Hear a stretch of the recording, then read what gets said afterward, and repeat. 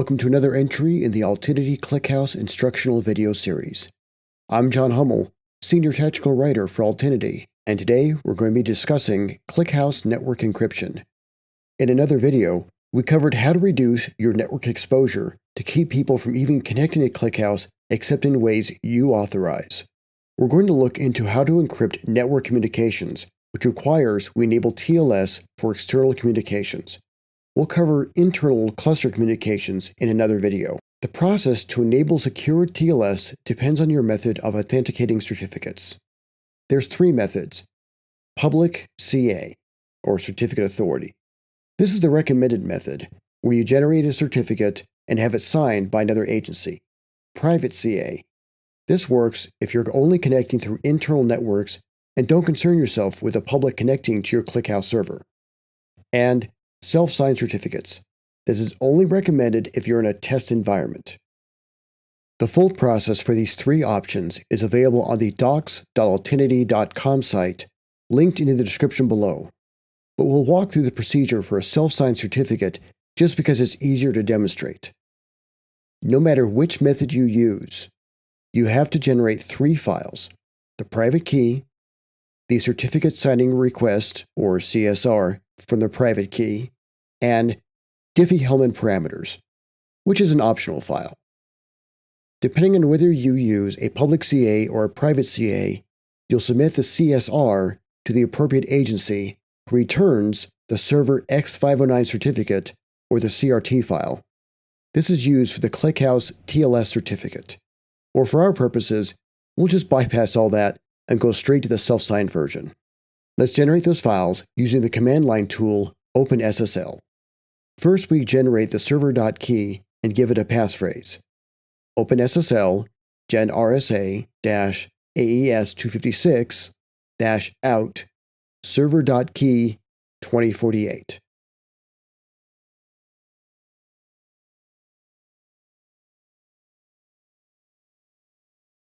Now, we'll make our CSR file and add in the qualifying information. We're still using self-signing, but I'll demonstrate how to create it.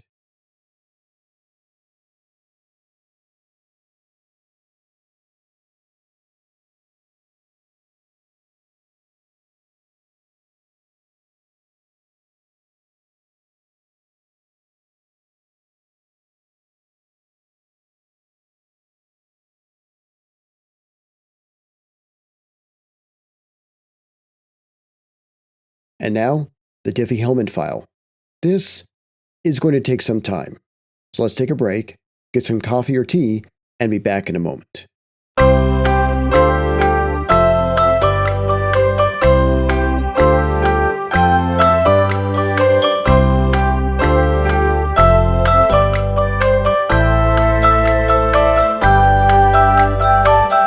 The last thing to do here is create our own certificate. You'll notice in this case we're generating it from our private key that we generated earlier. And also, make sure that the host name matches the host name of your computer. Don't use my host name. That's mine. Get your own.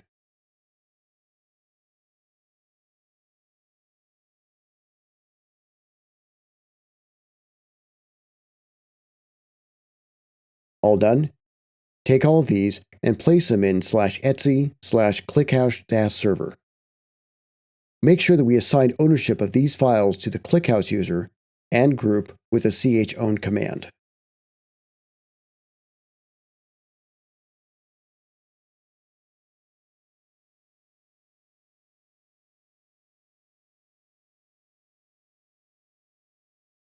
Now we add in these files into our ClickHouse server configuration. Create a file in /etc/ClickHouse-server/config.d/openssl.xml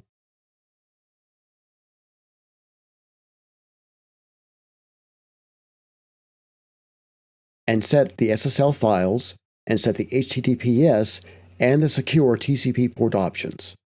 In our case, because we're going to be using self-signed certificates, which is the worst way, but it's also the easiest for demonstration, there's some important things to note. We have our ports 8443 and 9440 set, These are for encrypted communications. This is true whether it's a self-signed certificate or whether it's a publicly signed one. We're setting verification mode to none and accept certificate handler even if the certificate is invalid.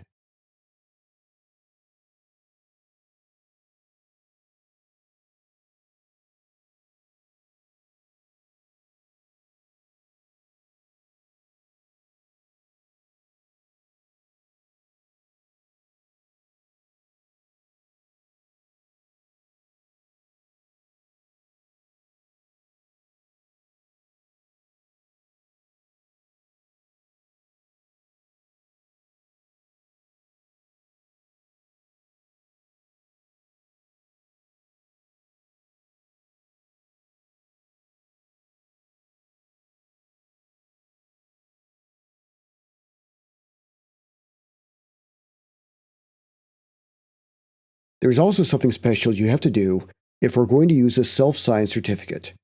We have to update our ClickHouse client settings to allow it to connect to the self-signed server. On whatever machine you use to connect with the ClickHouse client, make sure you have this in your configuration file. I've got mine in the home directory .clickhouse-client/config.xml. These settings instruct the ClickHouse client to accept the invalid certificate.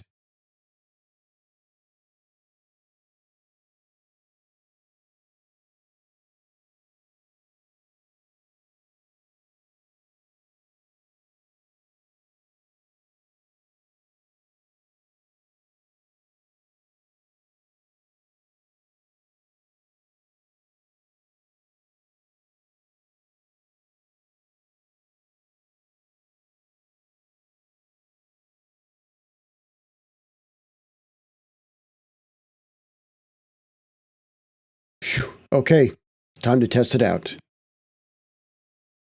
First, we use curl to show off the HTTPS connection.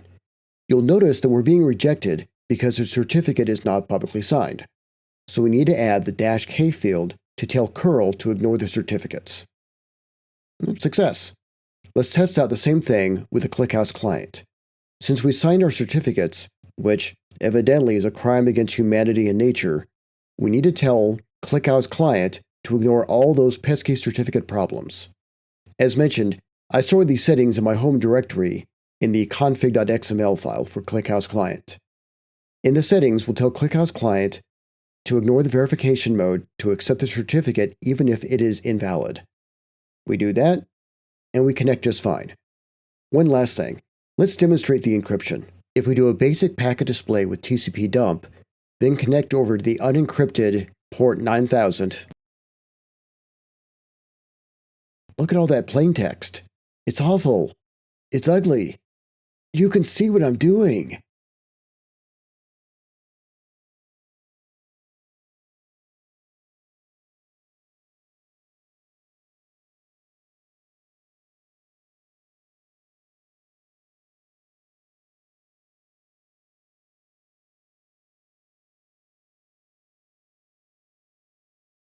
We connect over encrypted port 9440, and honestly, I don't know what I'm looking at. It's all gibberish.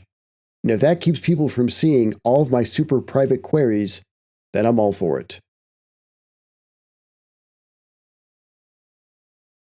Hopefully, you've had a chance to see how to enable TLS encryption for your ClickHouse communications by generating the certificates and setting your ClickHouse configuration to support network encryption. If you're interested in more, make sure you subscribe and enable your notifications so you'll know when the next video is uploaded. A copy of these instructions are available on the Altinity doc site at docs.altinity.com.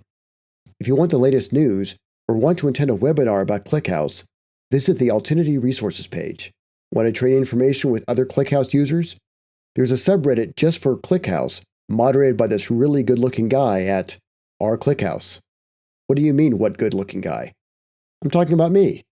The world is always changing, but I'm still John Hummel, Senior Technical Writer for Altinity. Thanks for watching, and until next time, happy coding.